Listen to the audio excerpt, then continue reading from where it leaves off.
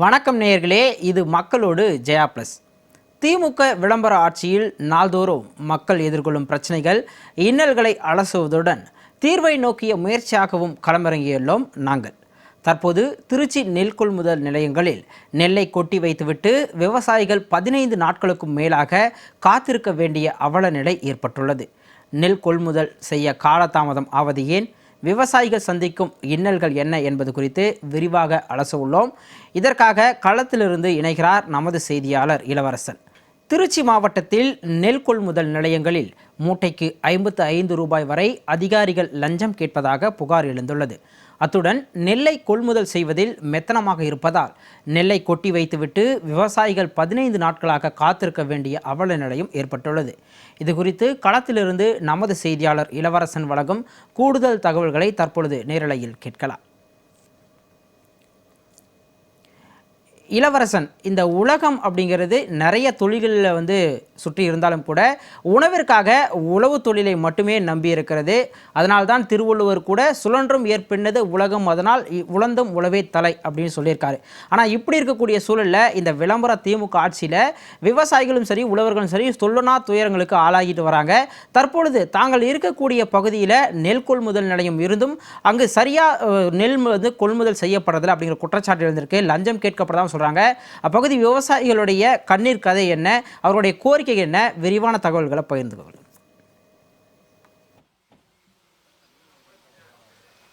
கண்டிப்பா சிகாமணி, தமிழகம் முழுவதும் விளம்பர அரசால் கடந்த சட்டமன்றத்திலும் தேர்தல் வாக்குறுதியாக பல்வேறு வாக்குறுதிகள் அளித்தார்கள். அந்த வாக்குறுதியை நம்பி ஏமாந்து வாக்களித்தவர்கள் இன்று வேதனையில் வாடி வருகிறார்கள். அந்த வகையில் இப்ப விவசாயிகளும் அதற்கு விதிவிலக்கல்ல.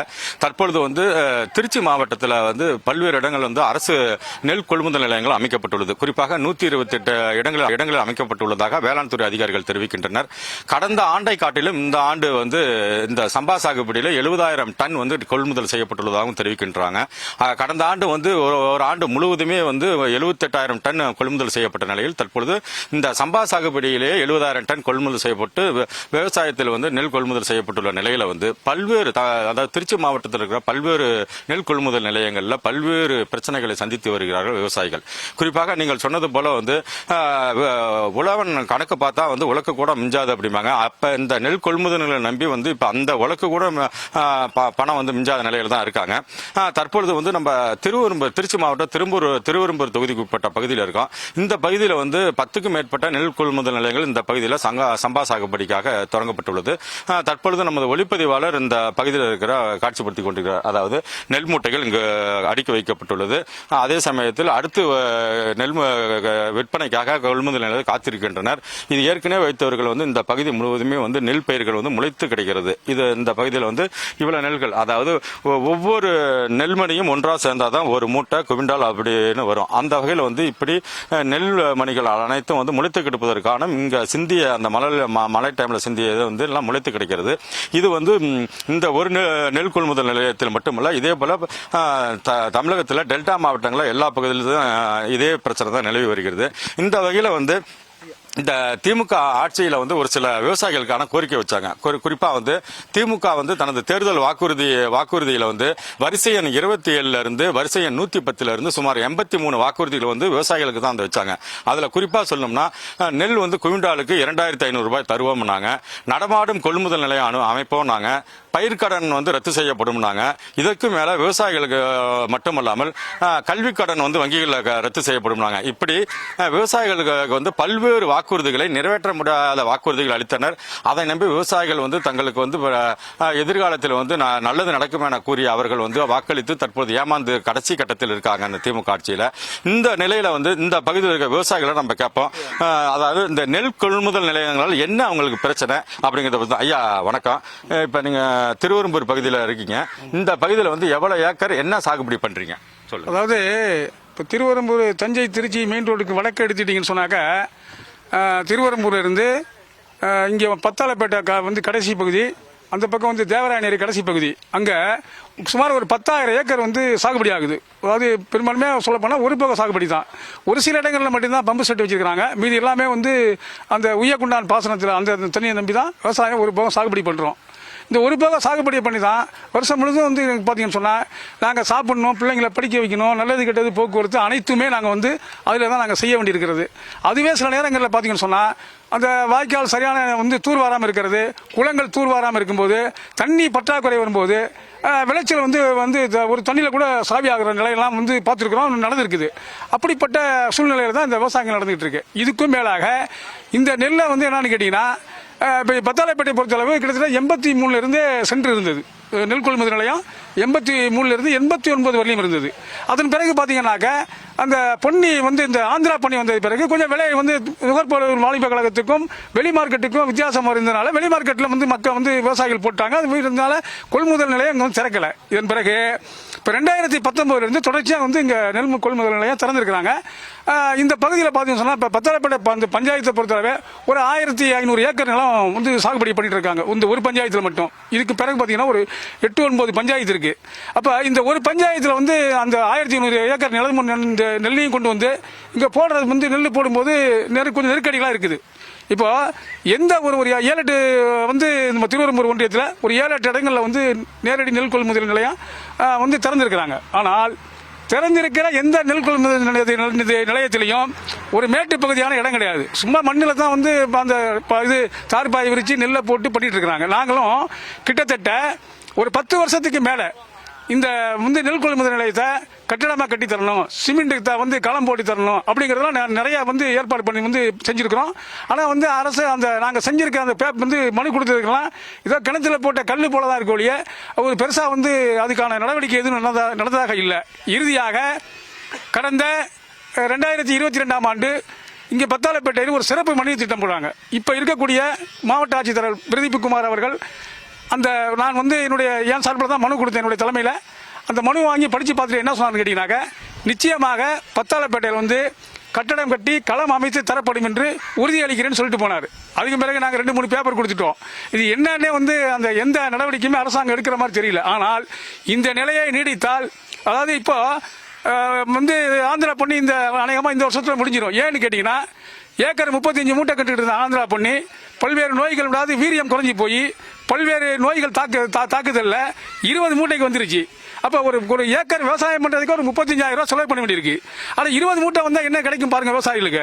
அதான் அன்னைக்கு சொன்னா உழவன் கணக்கு பார்த்தா உலக கூட மிஞ்சாதுன்னு, அதுவும் மிஞ்சாது வந்து இருக்கிற நிலைக்கு போயிடுச்சு. ஆகவே இப்போ வர்ற வந்து சாகுபடி காலங்களில் அதிகபட்சமாக வேற நெல் நடுவாங்க, மோட்டார் நடுவாங்க. அதிகமாக இந்த நெல் கொள்முதல் நிலையத்தை அது விற்க வேண்டிய வந்து சூழல் வரும். அதனால இந்த அரசாங்கம் அந்த நெல்லை வந்து பாதுகாப்பாக கொள்முதல் செய்வதற்கு நான் நிற்கக்கூடிய இந்த இடங்கள்ல சுமார் வந்து அரசாங்க புறம்போக்கு இடம் தான் ஒரு 7.5 ஏக்கர் நிலம் இங்கே இருக்கிறது. அதில் வந்து நான் அரசாங்கம் ஒரு 1/2 ஏக்கர் அல்லது 1 ஏக்கர் கூட எடுத்துக்கலாம், தப்பு இல்லை, எடுத்துக்கலாம் சொல்லலாம். வந்து 1/2 ஏக்கர் போதும் 1 ஏக்கர் போதும் சொல்கிறாங்க, எடுத்துக்கிட்டோம். அது அவங்க இடம் தான், அரசாங்கத்தோட இடம். இந்த வடக்கு பகுதியை வந்து தென்பகுதியில் சூரியர் கிராமத்தில் இப்போ இடையில வந்து பார்த்தீங்கன்னு சொன்னால் தமிழ்நாடு நுகர்பொருள் வாணிப கழகத்தின் சார்பாக ஒரு களம் கட்டி அங்கே கட்டடம் கட்டி வந்து அமைச்சு கொடுத்துருக்குறாங்க. அதனால இந்த அரசாங்கம் திருவெரும்பூர் ஒன்றியத்தினுடைய வடக்கு பகுதியில் உட்பட்ட பத்தாலைப்பேட்டை கிராமத்தில் களம் மற்றும் அதுக்கான வந்து குடோனி இதை கட்டி கொடுக்கணுங்க மாதிரி கேட்டுக்கிறேன். விவசாயிகள் சார்பாக கேட்குறோம். ஐயா, இப்போ இவ்வளோ தூரம் நீங்கள் சொன்னீங்க. இதில் வந்து வருது இப்போ இந்த நெல் கொள்முதல் நிலையங்களில் இப்போ காட்டில் இருந்து 120 நாள் பயிர் பண்ணி அவங்க இரவு பகல் பாராமல் தண்ணீர் இது பண்ணி அதுக்கான மருந்து அடித்து உரம் போட்டு அதை அறுவடை பண்ணி இங்கே கொண்டு வர்றப்ப இங்கே நெல் கொள்முதல் நிலையத்தில் என்ன தான் பிரச்சனை இருக்குது அதை பற்றி சுருக்கமாக சொல்லுங்கள். இந்த மூட்டைக்கு ஏதாவது பணம் வாங்குறாங்களா இல்லை என்ன தான் நடக்குது? இப்போ அதே சமயத்தில் நீங்கள் இன்னொன்று சொன்னீங்க, இந்த திருவெரும்பூர் தொகுதியில் தெற்கு பகுதி வந்து நல்லா திட்டங்கள் இருக்கு, ஆனால் வடக்கு பகுதி தேய்க்கிறது. இது என்னங்கிறது அதையும் சொல்லுங்க சுருக்கமாக. அதாவது தெற்கு பகுதியில் வந்து இப்போ வந்து சம்மந்தப்பட்ட அதிகாரிகளை பார்க்குறாங்க, இல்லை மந்திரி இருக்கிறாங்க, இப்போ வந்து செஞ்சு கொடுத்துருக்குறாங்க. இப்போ வந்து இந்த திருவெரும்பூர் ஒன்றியத்தினுடைய இந்த சட்டமன்ற உறுப்பினர் தான் இந்த தொகுதியினுடைய சட்டமன்ற உறுப்பினர் தான் மந்திரி. ஆனால் அவர் வந்து என்னன்னு கேட்டிங்கன்னா பத்தாலைப்பேட்டையில் அப்படி கட்டி கொடுக்கணும் நாங்கள் விவசாயிகள் வந்து எதிர்பார்க்குறோம், கேட்குறோம். ஓகே. உங்களுடைய கோரிக்கை கண்டிப்பா நிறைவேறதுக்கு அரசு நடவடிக்கை எடுக்கும் என எதிர்பார்க்கப்படுகிறதில்ல. திரும்பி இந்த பகுதியில் வந்து பல்வேறு விவசாயிகள் நம்ம இருக்காங்க. அந்த அந்த நிலையில வந்து இந்த நிலையில வந்து ஐயா, இப்ப நீங்க எந்த ஊர்ல இருந்து வரீங்க, உங்களுக்கான தேவைகள் என்ன, அதை பத்தி சொல்லுங்க. நான் அருகில் பக்கத்தில் உள்ள வந்து வேங்கூர் கிராமத்துல இருந்து வந்து வந்துகிட்டு இருக்கேன். இப்போ இதுல வந்து பாத்தீங்கன்னா அந்த மூட்டைக்கு வந்து 40 ரூபா வந்து பணம் வாங்கிட்டு இருக்காங்க. இந்த இதுல அந்த 40 ரூபா வந்து இப்போ நம்மள்ட்ட இருந்து எடுக்கனால அதுவும் கொஞ்சம் கஷ்டமா தான் இருக்கு. அப்போ வந்து ஒரு 100 மூட்டைக்கு வரும்போது ஒரு 4000 ரூபா நம்ம வந்து பணம் கட்ட வேண்டியதா இருக்கு. இதுல வந்து பாத்தீங்கன்னா நம்ம நெல் அடிச்சு அங்கேருந்து களத்துல இருந்து வயல்ல இருந்து தூக்கிட்டு வந்து இந்த மாதிரி இருக்கு. தமிழக அரசு வந்து பாத்தீங்கன்னா தமிழ்நாட்டில் வந்து 4829 மது கடைகள் வந்து திறந்திருக்கு. ஆனா நெல் கொள்முதல் நிலையத்தை வந்து கம்மியா திறந்திருக்கு. அதுவும் வந்து ஒரு பெரிய கேள்விக்குறியாவே இருக்கு. அடுத்து வந்து பாத்தீங்கன்னா இங்க உள்ள நம்ம வேலைன்ட்டு நம்ம வந்து வெளியில போறோம். இங்க உள்ள தமிழர்கள் வந்து இந்த நெல்முதல் கொள்முதல்ல வந்து சரியான ஒரு வேலை வந்து கொடுக்க முடியல.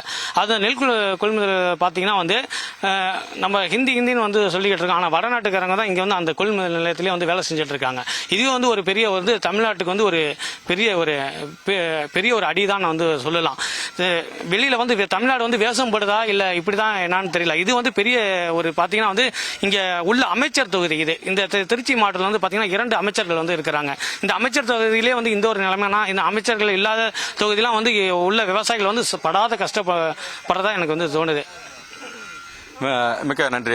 அதாவது தொடர்ந்து வந்து இவர்கள் இந்த விவசாயிகள் சொன்னது போல வந்து தமிழை காப்போம் என கூறிக்கொண்டிருக்கும் இந்த விளம்பர திமுக அரசு ஒரு புறம் வந்து ஹிந்தி எதிர்ப்போம் என கூறிக்கொண்டிருக்கிறார். ஆனால் தமிழகத்தில் பல்வேறு நெல் கொள்முதல் நிலையங்களில் வந்து கூலி தொழிலாளர்கள் வந்து வடமாநில தொழிலாளர்கள் வந்து மூட்டை ஏற்றுவதற்கு இது பண்றாங்கன்னு அவர் குற்றம் சாட்டியிருக்காரு. தமிழை வாழ வைப்பவர்கள் வந்து முதலில் தமிழர்களை வாழ வைக்க வேண்டும் தான் அவருடைய கருத்தாக இருக்கிற நிலையில் இன்னும் ஒரு விவசாயம் இருக்கும். ஐயா, அந்த நெல் கொள்முதல் நிலையத்தில் நீங்க அரசுக்கு என்ன கோரிக்கை வைக்கிறீங்க, அதை பத்தி சொல்லுங்க. பார்த்தீங்கன்னா இப்போ திருச்சி மாவட்டத்தில் பார்த்தீங்கன்னா சூரியூர் திரும்பூர் பகுதிக்கு உட்பட்ட சூரியூர் பொய்கக்குடி பத்தாளப்படை இதுதான் அதிகபட்சமாக அரசு நேரடி கொள்முதல் வந்து அதிகபட்சமாக கொள்முதல் பண்ணுது. பார்த்தீங்கன்னா இன்னைக்கு நடிகர் சங்க கட்டடம் கட்டுறதுக்கு 100 கோடி ரூபா ஒதுக்கியிருக்கு தமிழக அரசு. உண்மையிலே வெட்கக்கேடான ஒரு விஷயம். 100 கோடி ரூபா ஒதுக்குற அந்த இன்றைக்கு இந்த நேரடி அரசு கொள்முதல் நிலையத்துக்கு ஒதுக்கியிருந்தா கிட்டத்தட்ட ஒரு 150 அரசு நேரடி கொள்முதல் நிலையத்தை உருவாக்கி இருக்க முடியும். அடிப்படை வசதி, போதுமான களம், அரசு நெல்லுக்கு கிடங்கு அங்கங்க அந்தந்த பகுதியில அந்த கிடங்கு அமைச்சு பாதுகாத்திருக்க முடியும். ஆனா முற்றிலும் ஒரு விளம்பர ஆட்சி தான். அது விவசாயிகளை பாதுகாக்கக்கூடிய ஒரு திட்டமே எதுவுமே இல்லை. இப்போ நடந்த பட்ஜெட் கூட அப்படிதான் இருக்கு. இப்போ போதுமான விவசாயிகளுக்கான பார்த்தீங்கன்னா வந்து உர விலை ஏறி போச்சு, உழவு விலை, அதே மாதிரி மானியத்தில் வந்து அறுவடை செய்யணும்னு கேட்குறோம். நம்ம மிஷின் பார்த்தீங்கன்னா இப்போ 1 மணி நேரம் ஓடின இயந்திரம் 1.5 மணி நேரம் 2 மணி நேரம் எழுது. அவ்வளோதான் விவசாயிக்கு அவ்வளோ பாதிப்பு. அதெல்லாம் வந்து அரசாங்கம் வந்து மானிய விலையில் அந்த அவங்களுக்கு அறுவடை செய்து கொடுத்தா இன்னும் விவசாயிகள் பாதுகாக்கலாம். விவசாயிகள் பாருங்கன்னா ஒவ்வொரு வாட்டியும் தண்ணீர் பற்றாக்குறை வரும்போதெல்லாம் நம்ம தொடர்ச்சியாக மனு கொடுக்குறோம். அதான் நான் ஏரி குளங்களை தூர்வாருங்க. நீ பார்த்தீங்கன்னா ஒவ்வொரு ஏரி குளங்களும் தோசைகள் மாதிரி எப்படி இருக்கு அது மாதிரி தான் இருக்கு. இன்னைக்கு அந்த நிலைமை தான் இருக்கு. அந்த குளங்களை தூர்வாரி கொடுத்தா போதுமான பருவகால பெய்கிற மழையில போதுமான மழையை நம்ம தேக்கி வைக்க முடியும். அவ்வளவும் வந்து தண்ணி வந்து கடல்களுக்கு அரசாங்க கணக்குப்படி இன்னைக்கு சொல்ற கணக்குப்படி பார்த்தீங்கன்னா 100 டிஎம்சி மேல வந்து தண்ணீர் கடல்ல கலந்துருக்குன்னு சொல்றான். இந்த 100 டிஎம்சி தண்ணியை வந்து தேக்கி வச்சிருந்தா அடுத்த போக நம்மளுக்கு இன்னும் வந்து கர்நாடகத்தை போய் தண்ணி கேட்கணுங்கிற தேவையே இருக்காது. நம்ம வந்து விவசாயத்தை இருப்பவங்க வந்து விளைவிச்சிருக்கலாம். இது ஆனால் அடிப்படை வசதியான போதுமான விவசாயத்துக்கான வசதிகள் அத்தனையுமே வந்து தவறிடுச்சு அரசாங்கம். அதை வந்து மறுபடியும் விவசாயிகளுக்கு வந்து மீட்டு கொடுக்கணும். அங்கங்கே இருக்கக்கூடிய அரசு நேரடி கொள்முதல் நிலையத்துக்கு அடிப்படை வசதிகளும் கிடங்கு நெல் அடுக்கும் கிடங்கும் களமும் மின்சார வசதி, அதே மாதிரி பார்த்தீங்கன்னா விவசாயி கொண்டு வர நெல்லுக்கு வந்து ஆடு மாடு பன்றி எந்த பாதுகாப்புமே இல்லை. இன்னைக்கு வந்து கிட்டத்தட்ட ஒரு 150 நாள் விவசாயி பாடுபட்டு அந்த நெல்லை கொண்டு வந்தானா ஆடு மாடு பன்றியோட தாக்கம் தாங்க முடியாம கொட்டின நெல்லை ஒரு 10 மூட்டை ஒரு நாள் லைட்ல தின்னுப்படுது. என்ன பண்ணுவோம் விவசாயி? விளைஞ்சதை 20 மூட்டை, அந்த 20 மூட்டை 10 மூட்டை தின்றுச்சான் விவசாயி என்ன 10 மூட்டை வச்சு என்ன பண்ணுவான்? அவ்வளவு ஒரு துயரம் இல்லை. இதை உடனடியே அரசாங்கம் கருத்தில் கொண்டு போதுமான அடிப்படை வசதி கட்டமைப்பு கட்டி கொடுத்தா சௌகரியமா இருக்கும். மிக்க நன்றி. அதாவது நம்ம ஒளிப்பதிவாளர் கணேஷ்குமார் இந்த பகுதியை இப்பொழுது காட்சிப்படுத்துவார். அதாவது வந்து இவர்கள் சொன்னதுல வந்து மதுபான கடைகளை வந்து 4000 கடைகளுக்கு மேல தமிழகத்தில் திறக்கிற இந்த நிலையில வந்து ஏன் வந்து அரசு கொள்முதல் நிலையங்கள் வந்து வருடம் வந்து அவர்கள் வந்து நெல் கொள்முதல் நிலையங்கிறது திறக்கப்பட வேண்டும். அதை வந்து நிரந்தரமா கொடுக்கணுங்கிறதா இவர்களுடைய கோரிக்கையா இருக்கு. இந்த நெல்மணிகள் அனைத்தும் வந்து தமிழ்நாடு நுகர்பொருள் வாணிபு கழகத்துக்கு போகுது. அங்க இருக்க இது வந்து இங்கேயே வந்து 10 நாள் 20 நாள் வந்து காஞ்சி போயிருந்து அதற்கு பிறகு வந்து நியாய விலை கடைகளில் வந்து இந்த அரிசி வந்து கொடுக்கப்படுற நிலையில வந்து அந்த அரிசி வந்து தரமான அரிசியாக இல்லை. அதற்கு காரணம் வந்து இந்த நுகர்வோர் வாணிப கழகத்தில் வந்து இது போன்ற வந்து இந்த நெல்லை வந்து ஒழுங்கா பாதுகாக்கல. குறிப்பா வந்து அடிப்படை வசதிகள் வந்து நெல்லுக்கு வேணும். கிராமத்துல இருந்து கொண்டு வர அந்த நெல் வயல்கள் வந்து பல்வேறு இடங்கள்ல வந்து பாதுகாப்பு இல்லாம இருக்கிறதுனால கால்நடைகள் மற்றும் பன்றிகள் சாப்பிட்டு இது இதோட நம்மளோட மற்றொரு விவசாயம் இருக்கு. ஐயா வணக்கம். இப்ப இந்த அரசு நெல் கொள்முதல் திருவரம்பூர்ல என்ன பிரச்சனை இருக்கு, அதை பத்தி கொஞ்சம் சொல்லுங்க. எங்களுக்கு இங்க நெல் கொட்ட களம் வேணும். அதுக்கு நெல் மலையில நிலையாம இருக்க குடோன் ஒன்று கட்டி தரணும். இங்க பாதுகாப்பு வேலிகள் வேணும். இரவுல எந்த நேரம் வேணாலும் யார் வேணாலும் வந்து எதை வேணாலும் அழுட்டு போகலாம். விவசாயிகள் இங்கே வந்து 10 நாள் 5 நாள் நெல் கிடக்கு, 15 நாள் ஆகுது, ஒரு நேரம் 20 நாள் ஆகுது. அதனால இதுக்கான எங்களுக்கு பண்ணி கொடுக்கணும். இங்கே தண்ணி வசதி பண்ணி கொடுக்கணும். எங்களுக்கு இதெல்லாம் கொஞ்சம் குறுகிய இதில் எங்களுக்கு பண்ணி கொடுத்தா கொஞ்சம் நல்லா இருக்கும். தண்ணி சௌகரியம் பண்ணி கொடுக்கணும். இது மாதிரி அதே மாதிரி ஹிந்தியை எதுக்குறோன்னு சொல்கிறாங்க. எங்கள் தொகுதியில் அமைச்சர் இருக்கார், கல்வி அமைச்சர். ஆனால் அவர் பையங்க எல்லாம் பிரின்ஸ் படிக்கிறாங்க, ஹிந்தி படிக்கிறாங்க. எங்களுக்கு வந்து படிக்கக்கூடாதுன்னு சொல்கிறாங்க. ஆனால் இங்கே வேலை பார்க்கறது பூரா அதிகம் 10 சென்டர் இருக்குது. இந்த சென்டரை தவிர்த்து பாக்கி எல்லா சென்டர்லையுமே ஹிந்திக்காரங்க தான் வேலை பார்க்குறாங்க. குஜராத்து யூபிக்காரங்க தான் வேலை பார்க்குறாங்க. அதனால் இதை கொஞ்சம் மாற்றி கொடுக்கணும். கண்டிப்பா நமது ஒளிபரப்பு மீண்டும் இந்த பகுதியை காட்சிப்படுத்திக் கொண்டு இருக்கு. அதாவது வந்து ஒருபுறம் வந்து அடிப்படை வசதிகளே இல்லை. ஒவ்வொரு ஆண்டும் வேளாண் பட்ஜெட்ல இந்த நெல் கொள்முதல் நிலையங்கள்ல வந்து தார்பாய் வாங்குறதுக்கு பல ஆயிரம் கோடி வந்து வாங்குறேன்னு சொல்லி இது பண்றாங்க. அதுக்கு நிதி ஒதுக்கீடு செய்யறாங்க. அது இல்லாம இவர்கள் வந்து நிரந்தரமாக ஒரு அடிப்படையான நெல் கொள்முதல் நிலையத்துக்கு தேவையான அடிப்படை வசதிகள், அதாவது பாதுகாக்கப்பட்ட பகுதியா இருக்கணும். அதே சமயத்தில் ஒரு நெல் மழையால நனையாம இருக்கிறதுக்கு அந்த பகுதியில் வந்து இப்ப பாருங்க, இப்ப இன்னைக்கு தான் இந்த நெல்மணிகள் வந்து இந்த பகுதியில் இருந்து கொண்டு வந்திருக்காங்க. இந்த நெல் வந்து இந்த நெல் கொள்முதல் நிலையங்களில் விற்பனை ஆகிறதுக்கு வந்து இந்த பாதுகாத்து இருக்கணும். இந்த பகுதியை சுற்றி நீங்களே பார்ப்பீங்க, அப்படியே திறந்த வெளியாக இருக்கிறது. ஏதாவது கால்நடைகள் இதெல்லாம் வந்ததுன்னா வந்து அவங்க அந்த நெல் மணிகள் வந்து இவங்க வயல்ல இருந்து கொண்டு வந்து அறுவடை செஞ்ச நெல் வந்து வேஸ்டா போகும். அது மட்டும் இல்லாம இப்ப இரவு நேரங்களில் மழை மற்றும் பனி பெஞ்சதுன்னா அவங்களும் அந்த திரும்பி இதை காய வைக்கணும். காய வச்சதுக்கு அப்புறம் தான் கொடுக்க முடியும். ஆக ஒவ்வொரு நெல் கொள்முதல் நிலையில 10 நாள்ல இருந்து 15 நாள் வரை இங்க காத்திருக்க வேண்டிய நிலையில வந்து இறுதியாக நம்ம ஒரு விவசாயம் இருக்கா. ஐயா, இப்ப நீங்களாம் இளைஞரா இருக்கீங்க, இந்த பகுதியில் வந்து விவசாயத்துக்கு வந்து பல விவசாயத்தில் ஈடுபட்டிருக்கீங்க, மிக்க மகிழ்ச்சி. உங்களுக்கு இந்த நெல் கொள்முதல் என்ன பிரச்சனை, அரசுக்கு என்ன கோரிக்கை வைக்கிறீங்க? அதாவது அரசுக்கு, தமிழக அரசுக்கு நாங்கள் வைக்க வேண்டிய கோரிக்கை என்னன்னா, விவசாயத்தின் சார்பாக நெல் கொள்முதல் சொல்லிட்டு பேர் மட்டும் இருக்குது, அதுக்குரிய இடம் சரியானபடி இல்லை. இங்கே எங்களுக்கு தேவையானது குடவுன். இந்த குடவுன் கட்டினா மட்டும் போதாது, அதுக்குரிய உண்டான இன்னைக்கு நூற்றுக்கணக்கான விவசாயிகள் வந்து நெல்லை வந்து நெல் கொள்முதல் சொல்லி இங்கே வந்து போடுறாங்க. போட்டுக்கிட்டு அவங்க நாள் ஃபுல்லாக நைட்டும் பகலும் இரவும் தங்கியே இருக்காங்க. அவங்களுக்கு முறையான இயற்கை உபாதை கழிக்க ஒரு கழிப்பிட வசதி வேணும். அதே நேரத்தில் மின்சார வசதி வேணும். மின்சார வசதி இல்லாமல் மின்சார வசதி எங்களுக்கு வேணும். அதே நேரத்தில் குடிநீர் வசதி இங்கே ஏற்பாடு பண்ணி கொடுக்கணும். மெயின் இதுதான். இருக்க இடம், உண்ண உணவு, உடுத்த உடை, இதுதான் நம்ம முக்கியமான மனிதனுடைய வாழ்வாதாரம். அதே போல் இங்கே நெல் கொள்முதலில் பார்த்தீங்கன்னா இந்த நெல் குடவுன் இங்கே கட்ட முடியாத ஒரு சூழ்நிலையாக இருக்குது. கட்டு நெல் குடவுன் மட்டும் கட்டி பிரயோஜனம் கிடையாது. அதுக்குண்டான விவசாயிகளுக்கு உண்டான இயற்கை உபாதைகளுக்கு பாத்ரூமுக்கு கழிப்பிட வசதி வேணும், மின்சார வசதி வேணும், அதே நேரத்தில் குடிநீர் வசதி வேணும். இது மட்டும் இல்லாமல் தமிழக அரசுடைய மேற்பார்வையில் இருக்க டிஸ்ட்ரிக்ட் மாவட்ட கலெக்டர் இன்னைக்கு வந்து பாத்தீங்கன்னா அவங்கவுங்க கவர்மெண்ட்ல கொடுக்கக்கூடிய தொகுப்பூர்களுக்கு இன்றைய மாவட்ட கலெக்டர் பிரதீப் குமார் வந்து பாத்தீங்கன்னா எல்லா கிராம பஞ்சாயத்திலையும் போய் கிராமங்களையும் போய் வீடுகள் வந்து வேலை ஆயிருக்கா அப்படின்னு சொல்லிட்டு தன்னுடைய கீழ் உள்ள அதிகாரிகளை அழைத்து கொண்டு இன்னைக்கு ஒரு 3-4 கால போட்டுக்கிட்டு சுத்தி ரவுண்ட் அடிக்கிறாரு. ஆனா இதே வந்து இப்ப இடையில பெஞ்ச 2 நாள் விடாம பெஞ்ச மழையில இன்னைக்கு நெல் கொள்முதல் வந்து பாத்தீங்கன்னா இன்னைக்கு மண்ணில் இருக்கிறதுனால, கட்டாந்தரனால, வெறும் மணலா இருக்கிறதுனால இந்த மணல்ல நெல் நனைஞ்சு ஃபுல்லா நனைஞ்சு அதுல வந்து நெல் வந்து பாத்தீங்கன்னா முளைச்சு போய் விவசாயியோட கண்ணீர் வேதனையுமா தான் இருக்க முடிஞ்சு. இதோட தாக்கம் பாத்தீங்கன்னா மாவட்ட கலெக்டர் வந்து எந்த ஒரு செயலுமே, திருவரம்பூர் பகுதியில் எந்த ஒரு செயலுமே, அது மிக முக்கியமான பகுதி பத்தாளப்பட்டையில வந்து இவ்வளவு தூரம் சீரழிஞ்சு நெல் வந்து தண்ணியோட தண்ணியா கிடக்கும் போது இதே மாவட்ட கலெக்டர் வந்து இன்னைய வரைக்கும் எட்டி பார்க்க கிடையாது. இறுதி என்ன ஒரு கேள்வி, இந்த நெல் கொள்முதல் நிலையங்கள்ல மாவட்டத்தில் வந்து 128 இடங்கள்ல வந்து நெல் கொள்முதல் வருஷம் திறக்கிறாங்க. இதுல வந்து ஒரு மூட்டைக்கு எவ்வளவு தான் வாங்குறாங்க? ஒரு சில இடத்துல 40 வாங்குறாங்க, 55 வாங்குறாங்க. எவ்வளவு வாங்குறாங்க தோராயமா உங்க ஏரியாவில்? இல்லை எங்கள் ஏரியாவில் பார்த்தீங்கன்னா தோராயமாக 40 தான் வாங்குறாங்க. ஆனால் வந்து பார்த்தீங்கன்னா எங்களுக்கு இது வந்து சேல்ஸ் ஆகுது ரைட்டு. விவசாயிகள் வந்து எங்களுக்கு வந்து மூட்டை வந்து எங்களுக்கு பிடிச்சி சீக்கிரம் வேலையான போதும் அப்படின்னு நினைக்கிறாங்க. ஆனால் அதுக்குரிய இது எதுவுமே ஒரு சோர்ஸ் கிடைக்கல. ஓகே, மிக்க நன்றி. அதாவது சிகாமணி, இவர்கள் கூறியது போல வந்து நெல் கொள்முதல் நிலையங்களில் வந்து மூட்டைக்கு வந்து ஒரு மூட்டைக்கு 40 ரூபாயிலிருந்து 55 ரூபா வாங்குறேன்னு சொல்றாங்க. ஆனால் அந்த 55 ரூபா வந்து அடிப்படை வசதிகளுக்காக வாங்குறதா இந்த பகுதியில் இருக்கிறவங்க தெரிவிக்கிறாங்க.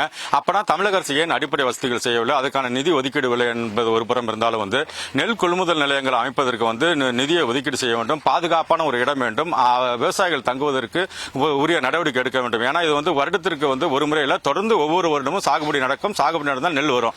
ஆகையால் அடிப்படை வசதிகள் வேண்டும், நியாயமான விலை வேண்டும். இந்த திமுக தனது விளம்பர ஆட்சியில் ஏற்கனவே சட்டமன்றத்தில் கூறிய தேர்தல் வாக்குறுதி நிறைவேற்ற வேண்டும் என்பதுதான் இவருடைய கோரிக்கையாக உள்ளது. சிகாமணி, கள விவரங்களோடு நேரலையில் இணைந்தமைக்கு நன்றி இளவரசன். இந்த பிரச்சனையை உற்று நோக்கும் பொழுது நமக்கு 3 விஷயங்கள் புலப்படுகிறது. திறந்தவெளி நெல் கொள்முதல் நிலையம் இருப்பதால் அவங்க வந்து நெல்கள் மழையில் நனைந்தும் பனியில் நனைந்தும் நெல்கள் வந்து நெல் மணிகளாகவே முளைத்து விடுகின்ற ஒரு அபாயமும் இருக்கின்றது. அது மட்டுமின்றி இதற்கு சரியான ஒரு களம் அமைத்து தர வேண்டும் என்று மக்கள் வந்து முன் வச்சிருக்காங்க. அதே போல் பார்த்தோம்னா 15 நாட்கள் ஆகுது இந்த நெல் கொள்முதல் வந்து செய்யறதுக்கு அப்படின்றாங்க. ஸோ இந்த காலதாமதமும் விவசாயிகளை பெருமளவு பாதிக்கப்பட்டிருக்கு. அது மட்டும் இல்லாமல் ஒரு மூட்டைக்கு 40 ரூபாயிலிருந்து 55 ரூபாய் வரைக்கும் லஞ்சம் கேட்பதாகவும் விவசாயிகள் வந்து குற்றம் சாட்டு வைக்கிறாங்க. இந்த உலகத்தில் உணவு கொடுக்கக்கூடிய விவசாயிகளுக்கு இந்த தமிழ்நாடு அரசின் மூலமாக எவ்வளோ பிரச்சனைகள் வருது அப்படிங்கிறத மக்கள் வந்து தெளிவுபடுத்தியிருக்காங்க. எல்லாருக்கும் எல்லாம் அப்படின்னு சொல்லிட்டு இருக்கக்கூடிய இந்த திமுக ஆட்சியில் எல்லாருக்கும் உணவு கொடுக்கக்கூடிய விவசாயிகள் எங்களுக்கு எதுவுமே சரியாக கிடைக்கிறதில்ல அப்படிங்கிற ஒரு குற்றச்சாட்டை முன் வச்சிருக்காங்க. ஸோ இவங்களுக்கு அரசு அதிகாரிகள் சரியாக உரிய நடவடிக்கை எடுக்கணும் அப்படிங்கிறத மக்களோட ஜெயா பிளஸ் நிகழ்ச்சியின் வாயிலாக தெரிவித்துக் கொள்கிறோம். இதே போன்று நாளை மற்றொரு மக்கள் பிரச்சனையோடு உங்களை சந்திக்கிறோம். நன்றி, வணக்கம்.